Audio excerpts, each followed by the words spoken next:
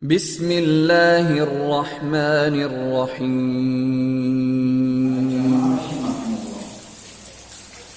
Dalam konsep Islam, hidup ini adalah proses, adalah demokrasi. Filsuf demokrasi mempertontonkan kegilaan. Demokrasi fulus, karena ada politik dalam bahasa Arab. Bil fulus kullu syai'in mulus. Bil fulus kullu syai'in tebus.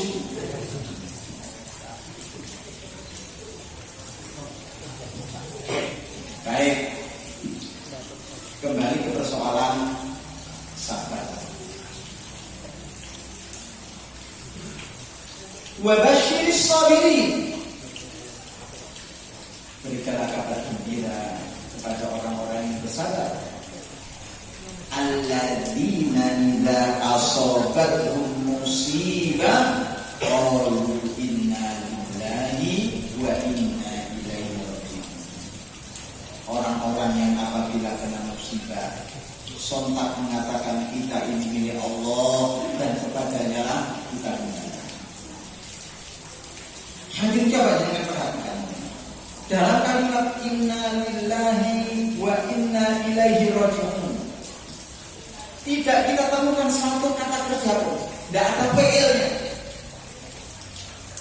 Karena tidak ada PL-nya, tidak ada kata kerjanya, maka tidak bisa diberi ikatan waktu.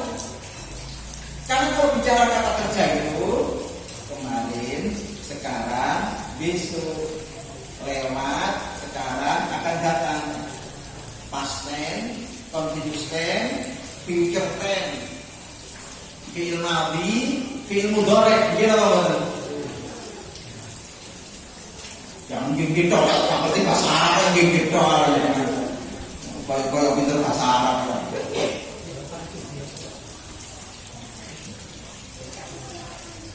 Sehingga tidak bisa mengatakan sesungguhnya kita ini milik Allah dan kepadanya lah nanti kita akan kembali. Jadi kan bicara nanti berarti ada fi'il ini. Padahal inna lillahi wa inna ilaihi raji'un, tidak ada fi'ilnya. Apa artinya? Kembali kepada Allah itu kapanpun, kembali kepada Allah itu dimanapun, fi kulli waqtin wa hin, di setiap kesempatan, di setiap keadaan. Bahwa problem yang kita hadapi dalam kehidupan bumi ini harus kita selesaikan dengan konsep langit.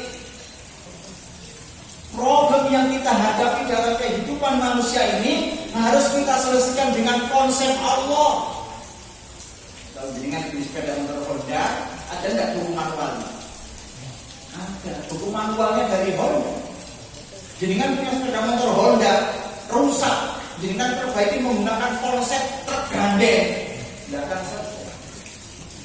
Kenapa? Bukan dia yang mengeluarkan produk namanya sepeda motor Honda Beat, itu bukan dia. Kalau memang yang rusak sepeda motor Honda Beat, maka pakai manual Honda Beat. Karena Allah itu adalah Al-Khaliq, sang pencipta, sementara manusia itu adalah makhluk yang diciptakan.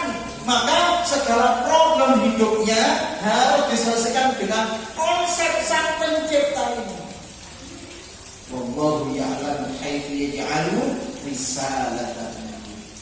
Allah Maha tahu ketika ia membuat risalahnya. Jangan ragu dan jangan bingung.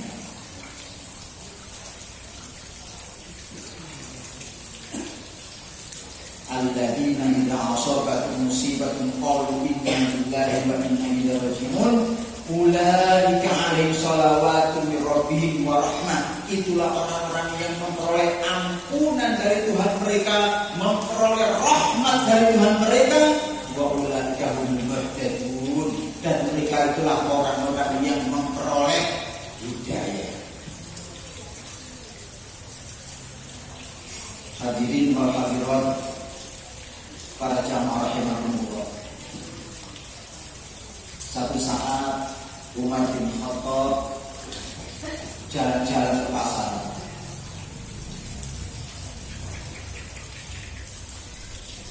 kemudian sayup-sayup dia mendengar orang berdoa. Yang doanya itu agak aneh. Orang berdoa begini, Allahumma ja'alni min ibadikal qalil. Allahumma ja'alni min ibadikal qalil. Ya Allah, jadikanlah aku di antara hamba-hambamu yang sedikit. Ya Allah, jadikanlah aku di antara hamba-hambamu yang sedikit. Dihampiri sama Umar. Ya Abdullah, lima taqulu hakadha? Hei hamba Allah, kenapa kamu berdoa seperti itu?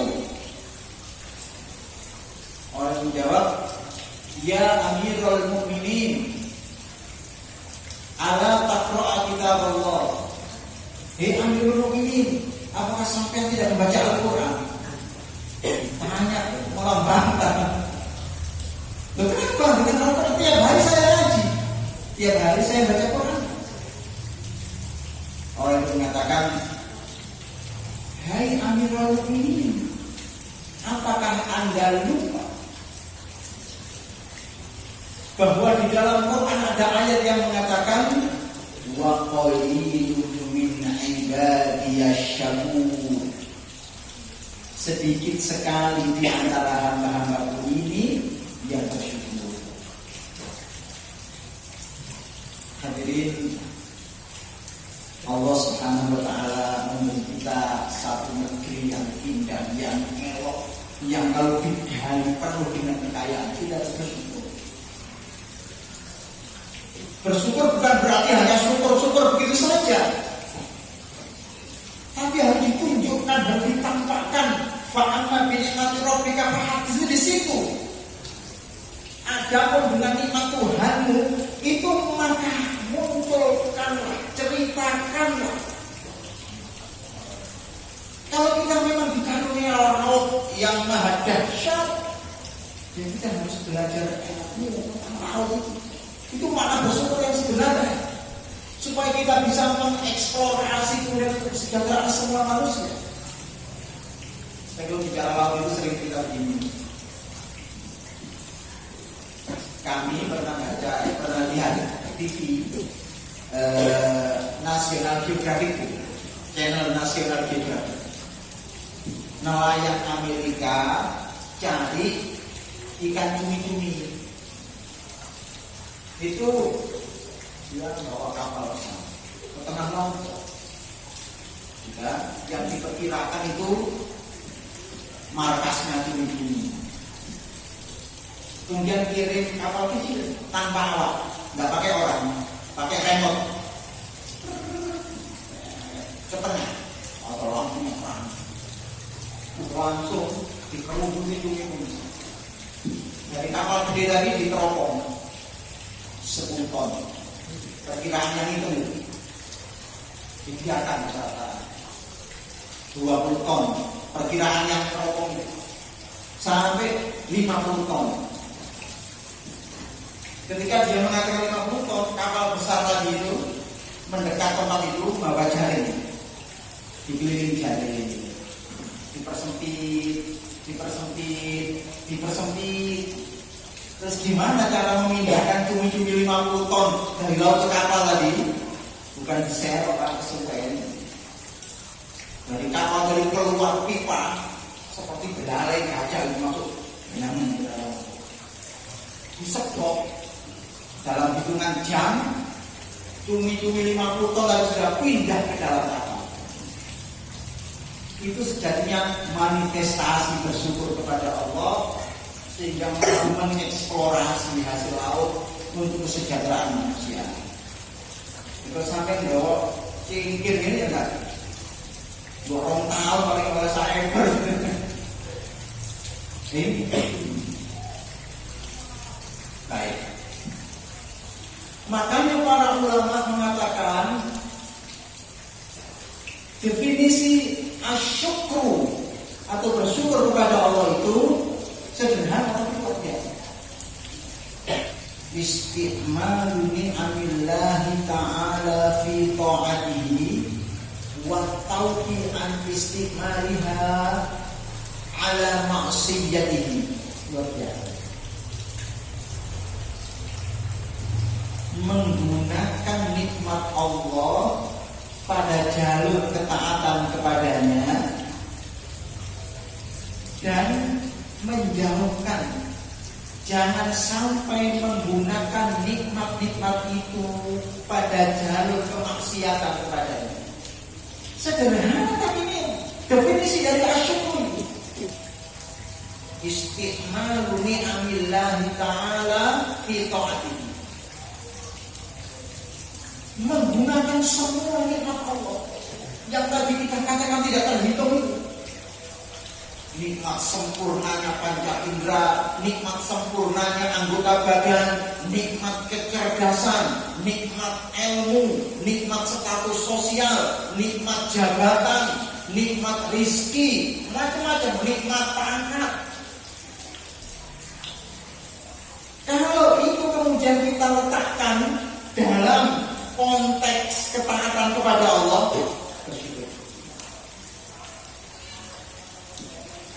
kalau kita menggunakan pada tempat yang sebaliknya kepada kemaksiatan kepada Allah, belum bersyukur. Sederhana saja. Ada orang ikut togel, kemudian angkanya tembus, alhamdulillah tembus. Tidak bisa dikatakan bersyukur walaupun dia bilang alhamdulillah, orang kemaksiatan bilang alhamdulillah. Atau orang yang pakai bismillah, berdoa ini.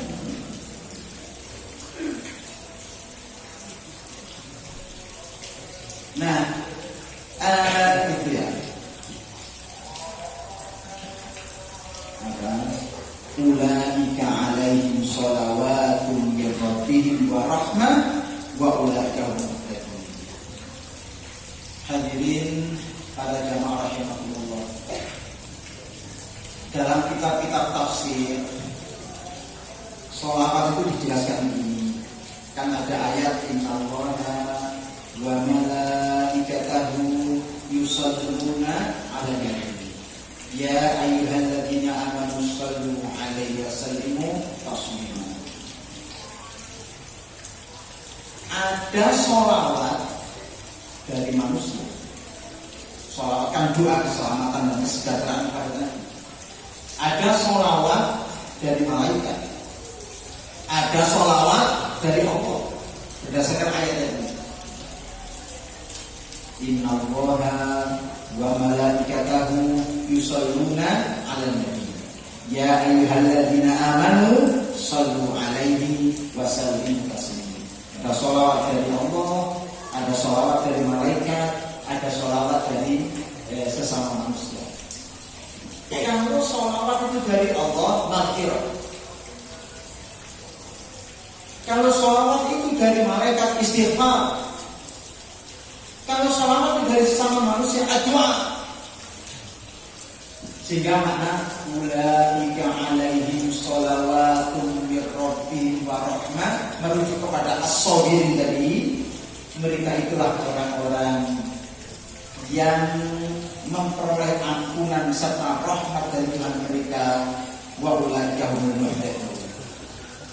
Dan mereka itulah orang-orang yang memperoleh petunjuk.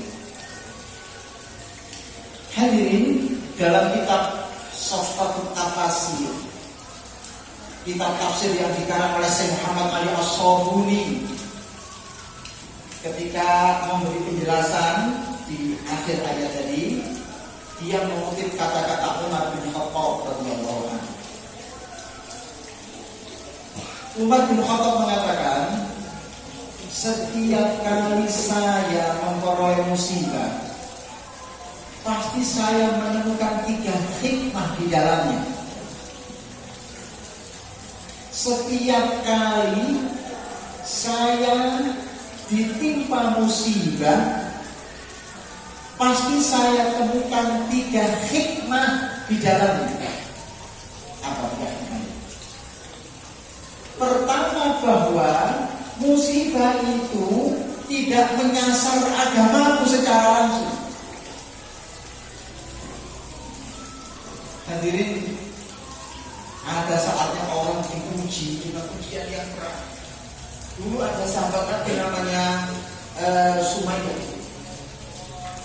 ibundanya Ammar bin Yasir disiksa oleh orang-orang musyrikin Mekah. Tauhid hidup, tauhid mati atau murtad, kamu akan hidup. Terus pilihannya itu, kalau tetap la ilaha illallah disiksa.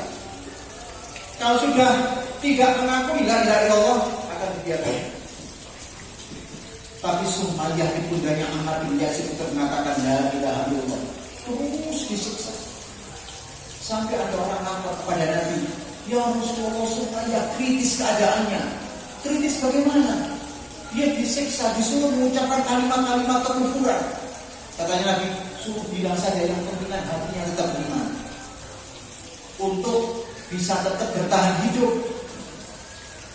Akhirnya ada orang yang menyampaikan isyarat kepada Sumayyah. Apa kata Sumayyah? Balighu anni Rasulullah salam anna Sumayyah allati tahhara Allah qalbaha lam talufa lisanaha bi kalimatil kufri. Sampaikan salamku kepada Rasulullah dan sampaikan pada beliau juga bahwa Sumayyah yang hatinya telah disucikan oleh tauhid tidak akan pernah mengotori lidahnya dengan kalimat-kalimat kekufuran. Ada Sumayyah ditombak dan mati. Kanat syahidatan fil awal, kanat awal syahidatin fil Islam, matat alal qaul. Kita tarik cerita begitu. Itulah perempuan pertama yang syahid di dalam Islam karena kehabisan darah. Kita tidak pernah ditangkap oleh seseorang kemudian murtad, aman, atau tetap Islam, saya bunuh. Kecuali kalau PKI itu hidup lagi. Memang PKI sudah tidak ada. Tapi ideologi komunisme itu tetap dipelihara oleh anak turunnya. Jangan keliru. PKI sudah tidak ada, partai itu terkenal oleh Takvim PRS nomor 25 tahun 1966. Tidak. Tapi ideologi komunisme itu tetap hidup di dalam jiwa para anak cucunya. Itu yang harus kita waspadai. Mau bukti, ini sekarang rame-rame buktinya. Kalau tidak anak cucu, mereka siapa yang bikin ulang itu? PKI sudah tidak ada, sudah selesai. Tapi ideologi komunisme tetap dipelihara dalam jiwa anak turun. Ini yang sudah waspadai. Tidak bisa hilang. Ingin buktinya, ketika orde baru jatuh digantikan oleh orde reformasi, tampol politik XG3 SPKI dibebaskan semua dari pulau apa itu namanya, pulau bulu. Apa yang mereka ucapkan? Bukan kemudian kapok kilo dengan partai saya dulu, enggak. Tetap mengatakan hidup partai saya, ini partai yang dulu itu. Itu bukti bahwa ideologi wah itu nggak gampang hilang. Dalam filsafat ada pelajaran namanya Pangkarai, segala sesuatu gampang berubah. Biasa Pak, pagi partai kuning, sore partai merah, pagi partai biru, sore partai hijau, biasa. Orang ganti-ganti partai karena urusan cari makan, urusan cari duit. Dengan apa namanya, dagangan material bangunan bangkrut, banting setir, dagangan peralatan rumah tangga, gulung tikar, banting setir, dagangan yang biasa namanya orang istiadat. Tapi ada satu hal yang tidak gampang hilang dari diri seseorang. Apa itu? Ideologi yang meresap ke dalam hati. Mungkin suatu saat kita akan bicara kehebatan orang yang namanya Muhammad bin Abdullah.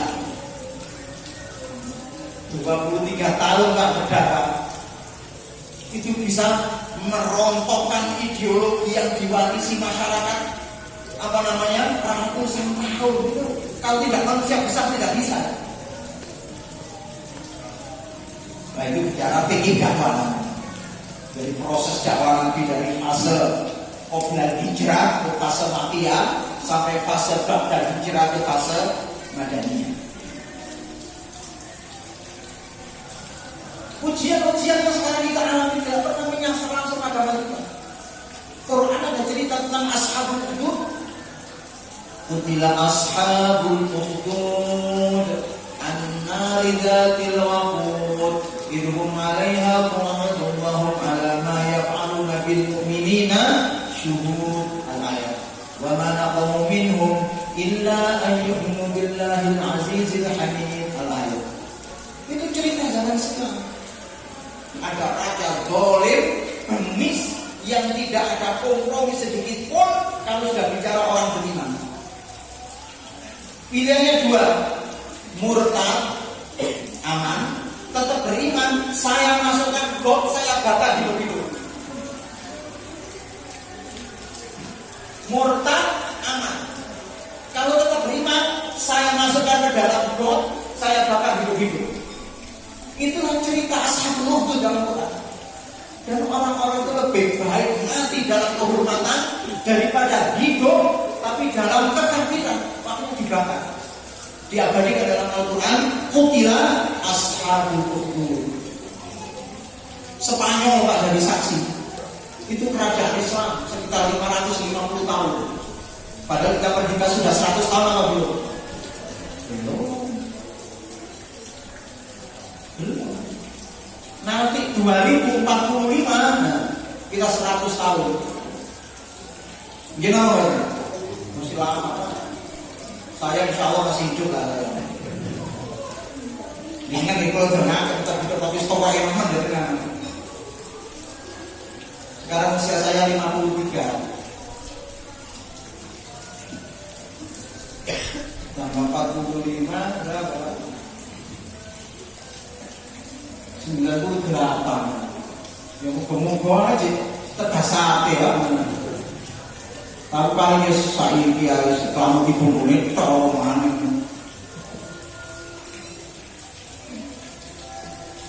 Kemudian ada saatnya, ada fasenya. Ada intrik internal, perpecahan internal, akhirnya kaum muslimin kalah. Pilihannya ada dua. Islam lempar laut. Mau dibaptis di gereja sebagai Katolik, aman. Ya akhirnya banyak yang milih yang belum laut, yang tidak kuat imannya sudah fokus itu ini.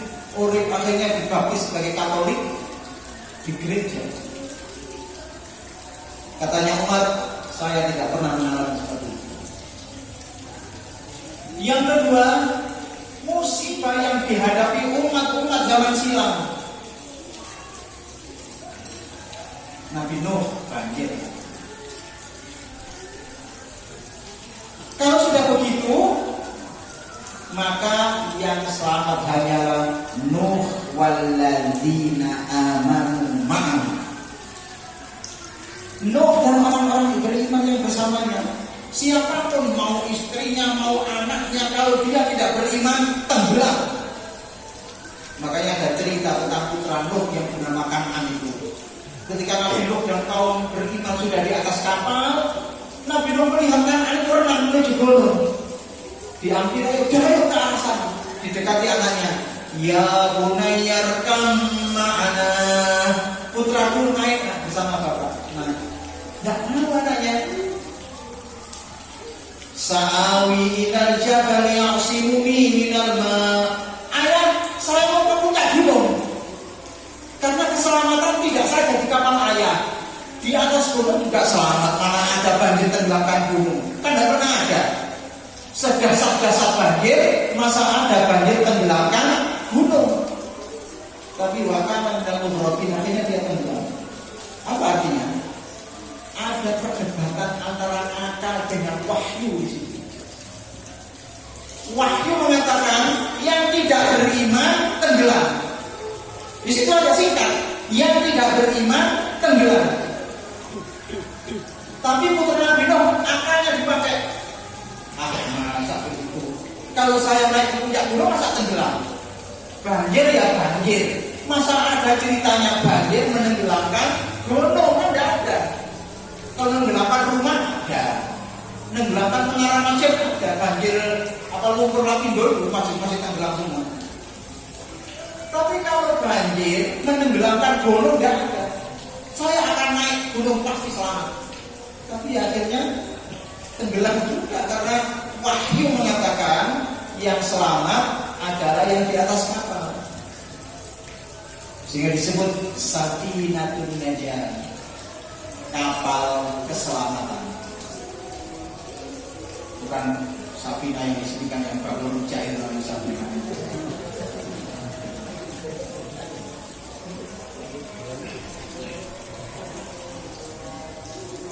Sama ketika umatnya Nabi Saleh, ya baik, ada takdir yang dahsyat mematikan semua yang begitu diselamatkan oleh Allah.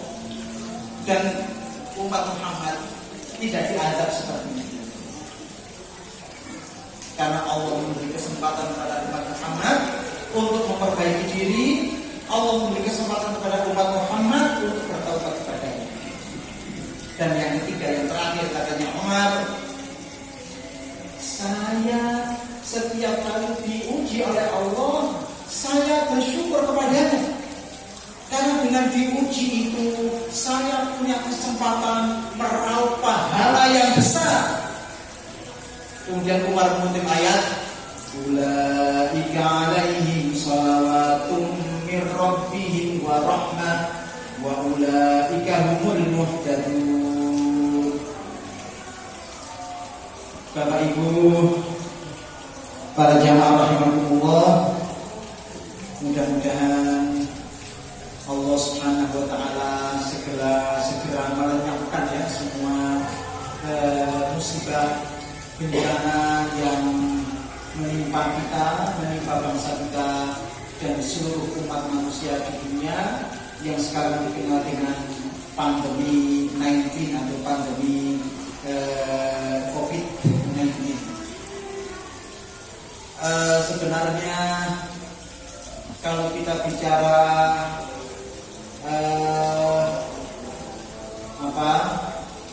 virus ya, yang saya juga bukan ahli farmasi, cuma ya ngajar saja di Fakultas Kedokteran Gigi, tidak itu ngajar walaupun ngajar agama, itu kan sering berdiskusi dengan teman-teman yang ahli farmakologi itu.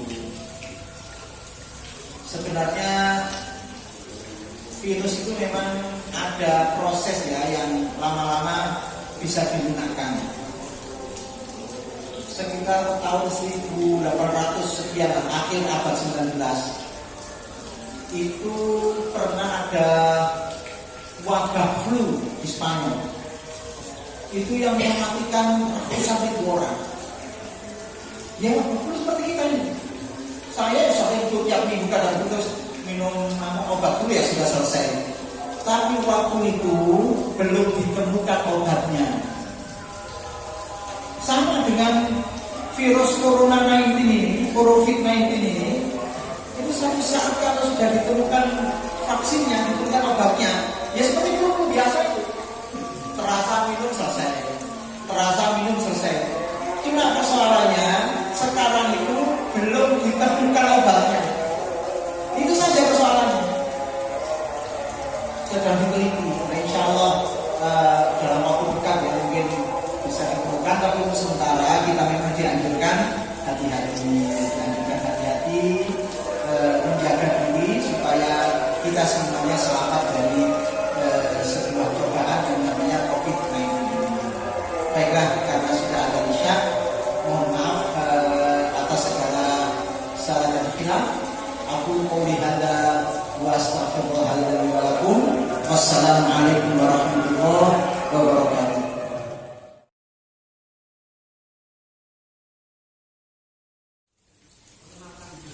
Nah, nama saya Amin.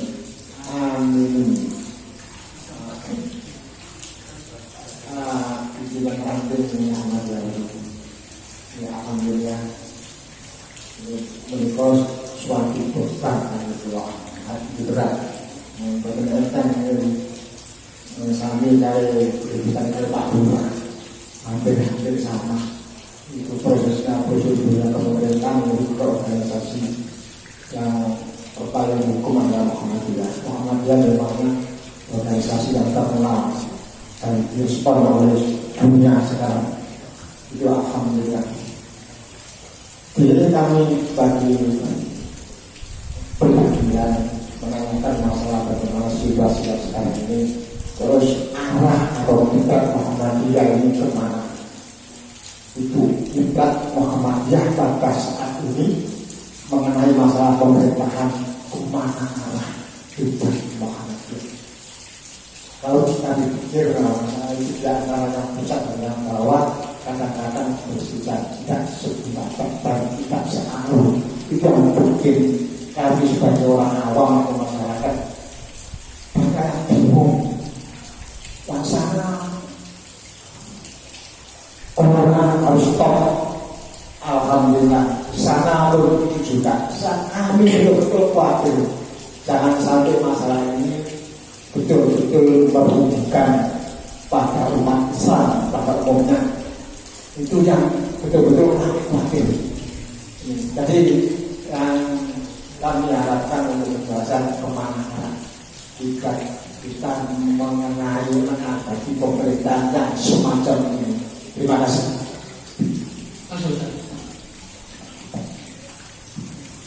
Baik, Pak Amirin, saya ikut bangga ya, karena Pak Amirin ini adalah ketua ranting ya di sini. Nah, Muhammadiyah ini menjadi kuat ya karena ranting-ranting. Kalau rantingnya lemah ya Muhammadiyah menjadi kuat. Ya sama saja pemerintahan yang wujud terkecil dari lembaga pemerintahan itu kan adalah desa. Ya sama di Muhammadiyah ini wujud terkecilnya adalah PRMPR. Baik.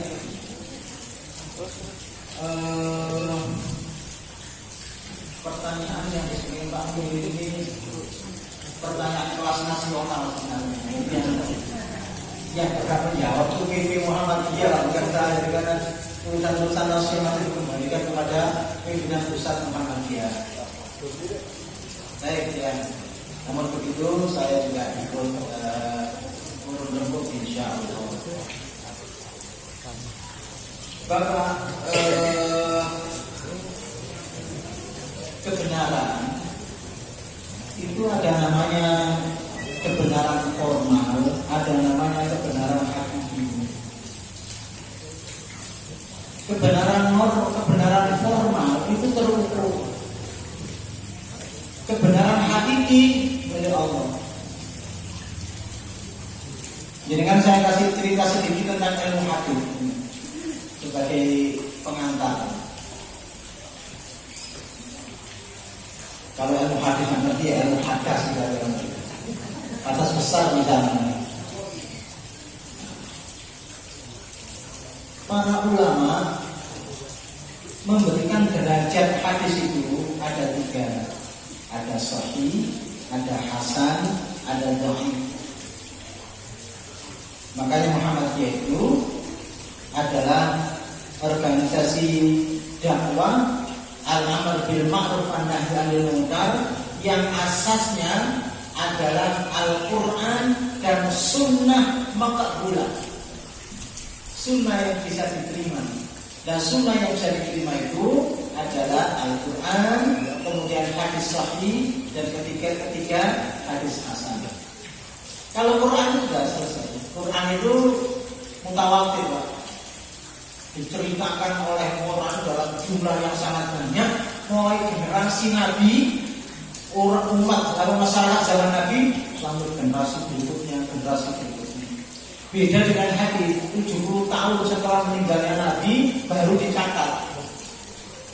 Iya, wah, John ngomong makanya dari ratusan ribu hadis itu akhirnya ketemunya sedikit, sak kepal itu. Ada Sahih Bukhari, Sahih Muslim dan sebagainya. Nah, ketika orang mengatakan hadis ini sahih, apa dasarnya? Dasarnya adalah kaidah kesahihan hadis. Bisa saja secara hakiki atau hakikatnya hadis dhaif, cuma karena ilmu hadis menjadi sahih. Bisa saja yang menurut ulama itu dhaif, hakikatnya adalah sahih. Bisa. Tapi siapa yang tahu hakikat itu? Yang tahu hanyalah Allah. Kita ini mengetahui menilai sesuatu harus ada ukurannya. Masih ada pintar kalau berdebat ilmunya sundul lagi. Tapi ketika dikasih pertanyaan jawabnya salah, maka lembar jawabannya ya saya salahkan lah, nggak dapat nilai. Sama. Pemerintahan sekarang ini sah atau tidak? Secara formal salah enggak sepemilu. KPU mengatakan yang terpilih menjadi presiden itu Pak Jokowi, ya sudah selesai. Soal menangnya itu menang menipu, menangnya itu menang nyolong, menangnya itu garong suara, itu urusannya Allah. Karena kita berpedoman kepada hal yang terukur. Nabi mengatakan nahnu bil-zawahir wallahu yatawalla 'ala as-sarair. Kami ini menilai sesuatu yang berdasarkan lahiriahnya, istilahnya tengara-tengara lahiriahnya. Nah kalau memang angkanya mengatakan menang, ya sudah diakui. Tidak boleh gara-gara jagonya kalah terus berontak, tidak boleh. Itu namanya menyalahi demokrasi. Karena demokrasi itu boleh berdebat panas, tapi ada yang keluar sebagai pemenang harus diakui bersama. Diakui bersama. Nah sekarang pertanyaannya, bagaimana kiblat pemerintahan Muhammadiyah? Kalau dengan tanya kiblat salat itu apa jawabnya? Kiblat pemerintahan itu juga mau ya. Karena pemerintahan ini berjalan, dan seperti saya katakan, itu memiliki satu keabsahan berdasarkan tadi kebenaran formal tadi. Dia mau tidak mau kita harus mendukung. Tetapi Muhammadiyah memiliki garis yang tegas. Beda dengan yang lainnya. Itu diputuskan dalam Muktamar Makassar bahwa Muhammadiyah di dalam hubungannya dengan pemerintahan loyal kritis. Loyal pokoknya sesuai dengan undang-undang loyal. Tapi kritis, kalau ada yang salah dia diingatkan. Dengan cara apa? Dengan cara-cara yang konstitusional. Di antaranya adalah jihad konstitusi. Lehar dilaporkan ke Mahkamah Konstitusi. Dilalah hakim bayaran. Ngumpet mana ya? Ada orang korupsi dilaporkan ke KPK.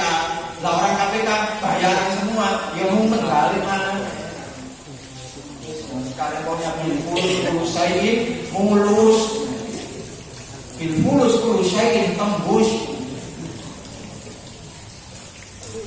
Jadi kalau dengan bertanya tentang kiblat Muhammadiyah hubungannya dengan pemerintahan, dia jawabnya sederhana, loyal kritis. Loyal tidak akan Muhammadiyah memberontak, tidak akan. Selama negara ini benar-benar berada di atas rel yang benar, yaitu Pancasila. Muhammadiyah punya pedoman yang disebut sebagai Darul Ahdi Wasyahadah. Negara Pancasila itu Darul Ahdi Wasyahadah. Konsensus bersama, di situ buktikan ilmu untuk membangun Indonesia. Tapi ya tetap tadi loyal kritis. Loyal yang loyal, tidak memberontak, tidak kemudian mesak rektor diledakkan di pasar, tidak menghadapi amrosi. Kita itu dikutuk oleh Muhammadiyah. Ya bukan Muhammadiyah saja, ulama sedunia tidak mengutuk perilaku yang seperti itu. Tapi kritis. Jadi kritis itu bukan seperti kerbau yang dicomok hidungnya. Ngalor, itu lagi itu tidak apa, bukan komisaris kebelan duit itu. Bapak pepatah lama mengatakan siapa yang mulutnya penuh dia tidak akan bisa bicara. Ini apa bapak? Minum saya oleh tutupnya kakek pangan kata ngomong ya apa? Makanya dulu zaman Pak Din Samsudin ditawari duit Pak Sakarung jalankan proyek deradikalisasi. Pak Din itu politisi senior, reputasinya internasional. Tapi di balik ini ada Amerika, ada Australia, ada kekuatan-kekuatan anti-Islam ditolak. Bisa karu kan, apa sekarang namanya berapa? Kalau di pulau di paling yang boleh terima tak ada terima gue. Diterima mereka nggak bisa ngomong karena mulutnya kebelan pangan. Nah mulutnya kebelan pangan masa bisa ngomong?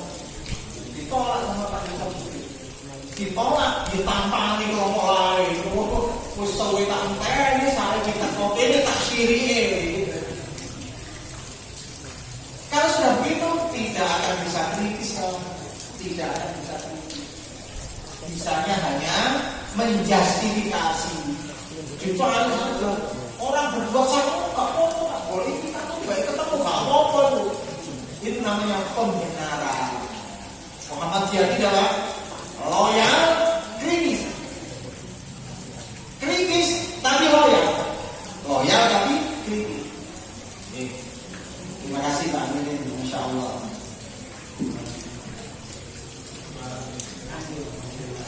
Terima kasih ya. Barangkali yang lain monggo Pak Sis, Pak Nasir monggo yang ranting.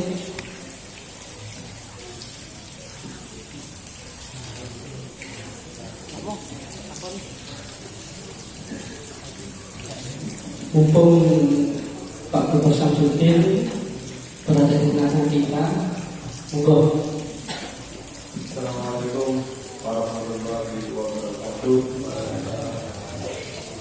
Kepada kami Pak Samsudin dalam salah satu pimpinan ranting Muhammadiyah kepada kami di Kabin Pendidikan dari di Dasmen, alhamdulillah dengan upaya segala yang adik-adik Muhammadiyah kami bisa mencapai dengan tujuan yang menggembirakan. Pertanyaan kami sebetulnya masalahnya belum. Nanti kula siswa Santoso nama Jawa asli dan keturunan Jawa asli. Namun di sini banyak. Pertanyaan kami menjawab Pak Samsudin mengenai tata cara petunjuk, tata cara memilih seorang pimpinan menurut agama Islam yang benar-benar ya, yang benar-benar itu ya sah bagi agama itu tersebut dan sah bagi organisasi Muhammadiyah. Karena kok kadang-kadang sudah dipilih terus menyesal karena nggak ditimbang, nggak diingat. Oh si A dulu seperti ini, ternyata sekarang jadi pimpinan kok seperti ini. Nah, kriteria apa Ustaz Samsudin menurut agama? Kami mohon dijelaskan biar kami tidak salah arah, tidak salah pilih dalam hal nanti barangkali ada event-event yang diselenggarakan oleh baik tingkat desa ataupun tingkat ranting ataupun tingkat kabupaten. Jadi itu saja Ustaz yang kami tanyakan. Terima kasih sebelumnya.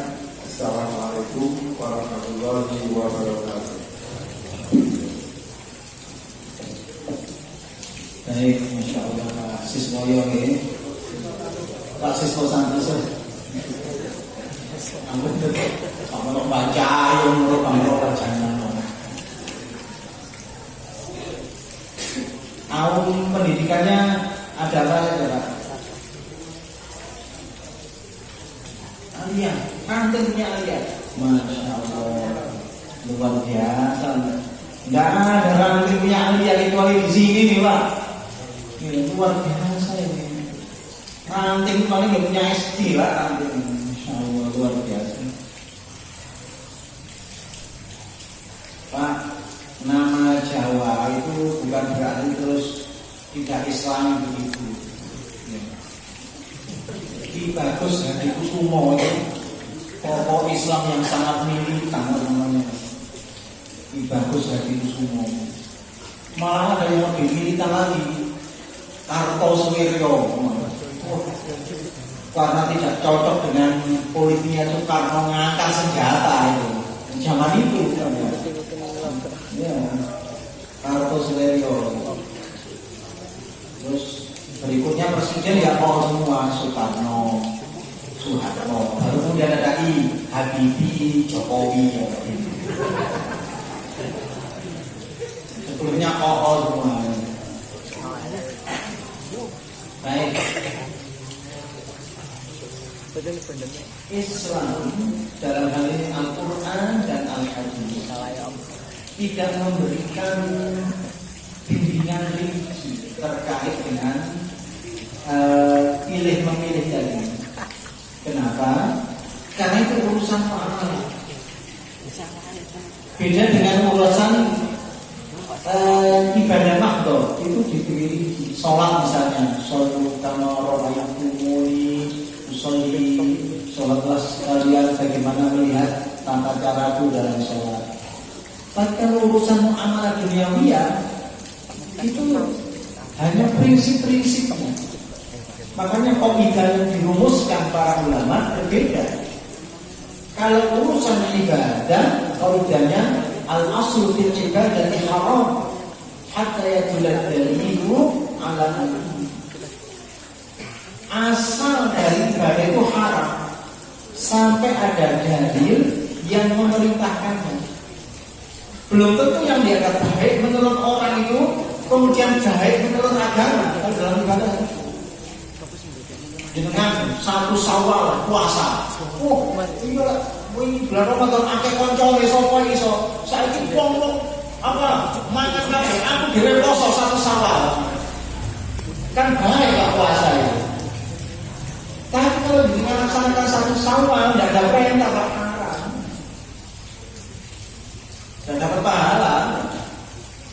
Dapat pahalanya ayam kan ada. Tapi kalau muamalah dunawiyah oleh para ulama dibalik kaidahnya al-aslu fil asya'i al-ibah. Hukum asal di dalam segala sesuatu di luar ibadah itu boleh-boleh saja sampai ada dalil yang melarangnya. Hatta yadulad dalilu ala tahrimi. Makanya dipilihnya Abu Bakar, Umar, Utsman, Ali beda caranya. Karena disesuaikan dengan kondisi waktu. Tapi prinsip syura, musyawarah itu terjaga. Tapi setelah era Khulafa ar-Rasyidun itu selesai, berlaku raja-raja. Kursi diturunkan dari bapak ke anaknya, dari bapak ke anaknya. Itu sudah menyalahi rintisan Khulafa ar-Rasyidun. Yang pertama kali merubah musyawarah dari kerajaan dalam sejarah pemerintahan Islam itu adalah Muawiyah bin Abi Sufyan. Baik, bicara tentang memilih Pak, semua orang yang akan atau pilih itu kan mesti punya visi dan misi. Lur, iki lho visiku, aku sampean pilih. Sok melek dadi, wah biar sekolah tak gratis no. Kok bertahun tertarik 12 bulan, ngono wae.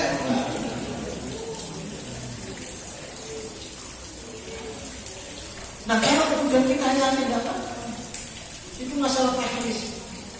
Tetapi yang penting bahwa semuanya itu harus diletakkan di dalam konteks. Dalam persyaratan juga Muhammad ini adalah organisasi dakwah al-amr bil ma'ruf wan nahyu 'anil munkar. Harus kesana. Kalau kita ini memiliki sebuah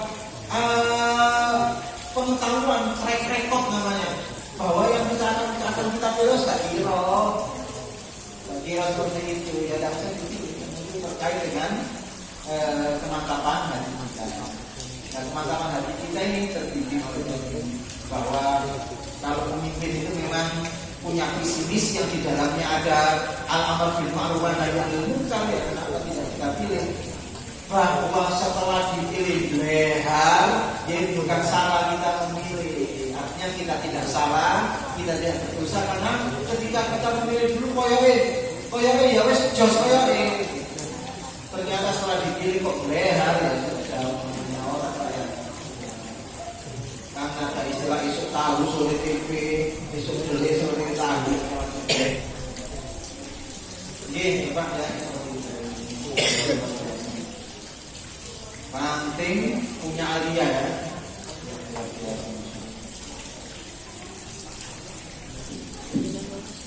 Monggo, siapa lagi? Terakhir. Yang umur ibu-ibu, monggo ibu-ibu punya unek-unek apa, monggo.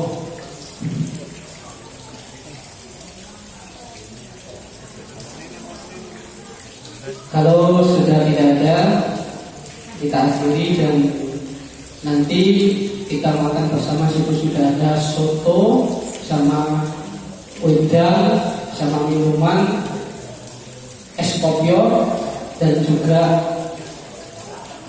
ikan ayam kampung. Insya Allah nanti kita makan bersama ya. Marilah pada kesempatan ini, majelis ini kita tutup dengan doa kafaratul majlis. Subhanallahumma wa bihamdika asyhadu an la ilaha illa anta astaghfiruka wa atubu ilaik. Assalamualaikum warahmatullahi wabarakatuh.